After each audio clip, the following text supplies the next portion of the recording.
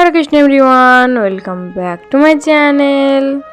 তা আবারও চলে এসেছি একটা নতুন ভিডিও নিয়ে। তো আজ হচ্ছে পবিত্র ভূমি একাদশী তিথি।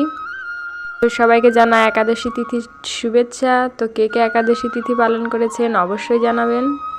তো আজকে এই ভিডিওটা বিকাল থেকে শুরু করেছি। তো এখন দেখো সন্ধ্যা আরতির সময় হয়ে গেছে, তাই সন্ধ্যা আরতি শুরু হয়ে গেছে। তো তোমরা সন্ধ্যা আরতি দর্শন করো আর আমার গোপাল সোনাকে একটু দর্শন করে নাও।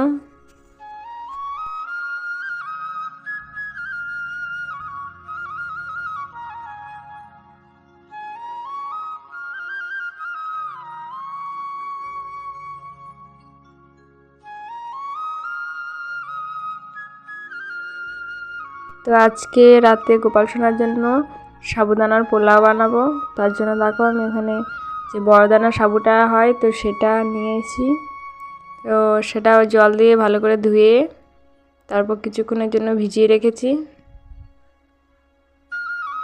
দেখো সাবুদানাগুলো ভালোভাবে ভিজে গেছে। এরপর এগুলো ছেঁকে নেব আরও ঝরঝরে হওয়ার জন্য। আর এখানে আমি ছোট ছোট আলু অমান্য করে রেখেছি যাতে তাড়াতাড়ি সেদ্ধ হয়ে যায় সেই জন্য। আর এখানে একটু আদা গ্রেট করে রেখেছি আর এখানে দুটো কাঁচা লঙ্কা নিয়েছি। তো প্রথমে আমি বাদামগুলো ভালো করে ভেজে নেব, এরপর কিছু কাজু বাদাম ভেজে নেব আর কিছু কিশমিশ ভেজে নেব। তো এই পোলাওটা যেহেতু একাদশীর দিন বানাচ্ছি তাই কোনো বাইরের মশলা দেওয়া যাবে না, বাড়িতেই বানানো জিরে গুঁড়ো গোলমরিচ গুঁড়ো এগুলো দেওয়া যাবে। তো দেখো এখানে ভাজা হয়ে গেছে। এরপর আলুগুলো ভেজে নেব। আলুগুলো কিন্তু অবশ্যই সময় ধরে ভাজতে হবে, কারণ পোলাওয়ে যেহেতু জল ব্যবহার করব না, তো ভাজতে ভাজতে যেন পুরোটা সেদ্ধ হয়ে যায় সেভাবে ভাজতে হবে। তো আলুর মধ্যে আমি একটু লবণ দিয়ে নিয়েছি।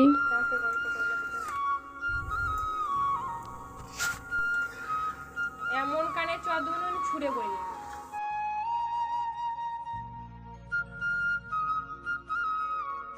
আলুগুলো কিন্তু আমার ভাজা হয়ে গেছে ভালোভাবে, একটু ব্রাউন করে ভেজে নিয়েছি। তো এখানে কাজু বাদাম কিশমিশ বাদাম আর আলুটা ভালো করে ভেজে নেওয়া হয়ে গেছে।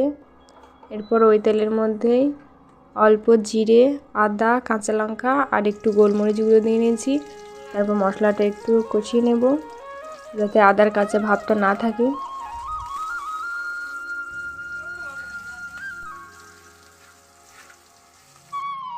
এরপর ভেজে রাখা আলুগুলো দিয়ে নেব, তারপর আবার নাড়াচাড়া করে নেব। তো আলুর সাথে মশলাটা ভালোভাবে কষানো হয়ে গেলে এর মধ্যে আমি জিরে গুঁড়ো দিয়ে নিয়েছি। তারপর ভিজিয়ে রাখা সাবুটা সেটা দিয়ে নিয়েছি। তারপর আবার আলুর সাথে সাবুটা ভালো করে মিশিয়ে নেব।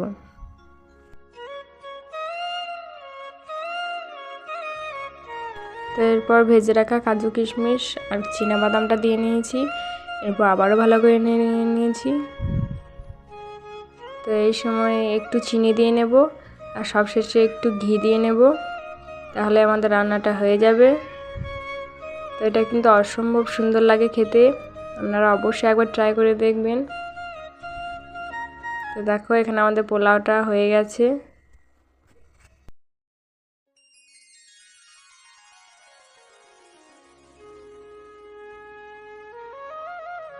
এখানে বানাবো আলুর পকোড়া, তার জন্য দেখো আমি এখানে সিঙ্গারা আটা নিয়ে নিয়েছি যেটা একাদশীর দিন ব্যবহার করি, আর জিরে গুঁড়ো গোলমরিচ গুঁড়ো আর একটু লবণ। তো জল দিয়ে একটা ব্যাটার করে নিতে হবে। দেখো করে নিয়েছি একটা ব্যাটার। তো ব্যাটারটা একটু পাতলা হয়ে গিয়েছিল, তাই জন্য আমি আরেকটু সিঙ্গারা আটা দিয়ে নিয়েছি। আর এখানে আলুটা দেখো এইভাবে অমান্য করে নিয়েছি। তো তোমরা যে যার মতো করে নিতে পারো। এরপর তেল গরম করে সিঙ্গারা আটার মধ্যে চুবিয়ে আলুগুলো ছেড়ে দিতে হবে।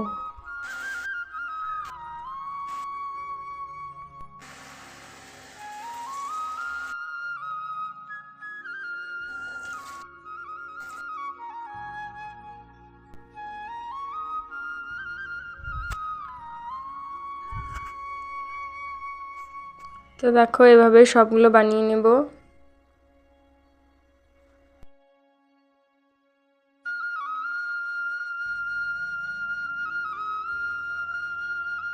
সবগুলো পকোড়া ভাজা হয়ে গেছে আর এখানে দেখো ভোগ সাজানো হয়ে গেছে।